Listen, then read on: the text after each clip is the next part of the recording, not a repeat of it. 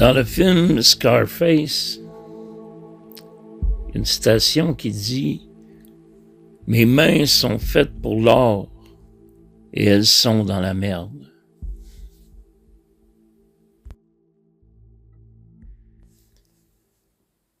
Ferme la porte.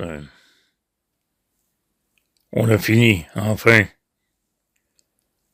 Là, prépare-toi parce que c'est demain que ça se passe. C'est demain qu'on fait ça. Prépare ton stock, parce que toi de rien oublier.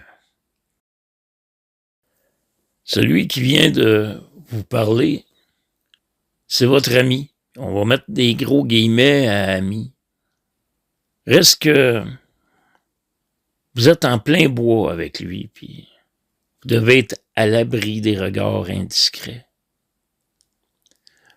Vous avez un bout à marcher dans la forêt avant de vous rendre à l'auto. Puis, une fois dans l'auto, vous vous rendez à l'endroit où vous devez dormir. Ce soir-là, il y a un problème. Vous ne trouvez pas le sommeil.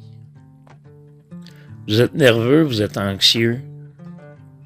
Fort probablement pour ce que vous aurez à faire le lendemain.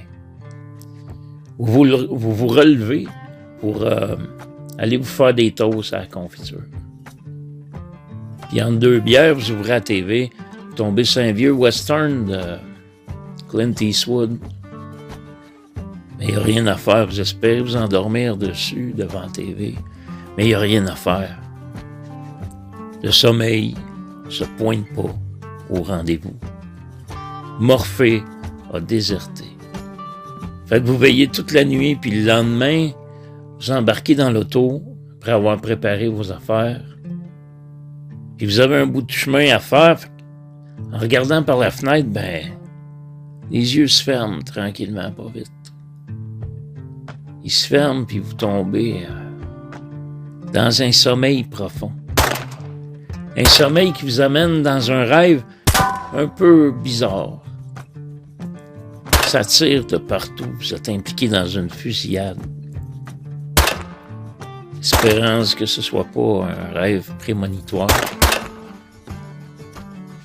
Reste que vous êtes secoué par les épaules, c'est votre ami qui, avec sa main droite, et le volant dans l'autre, il vous dit que vous êtes arrivé. Il vous dit que vous êtes arrivé, puis il rajoute la phrase suivante. Prends un gun, puis mets ta cagoule. On est arrivé.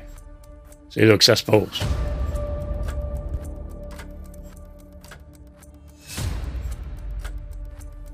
Salut. Je m'appelle Éric Quesnel, auteur de romans policiers et de thrillers, conteur à mes heures et aussi passionné d'affaires judiciaires.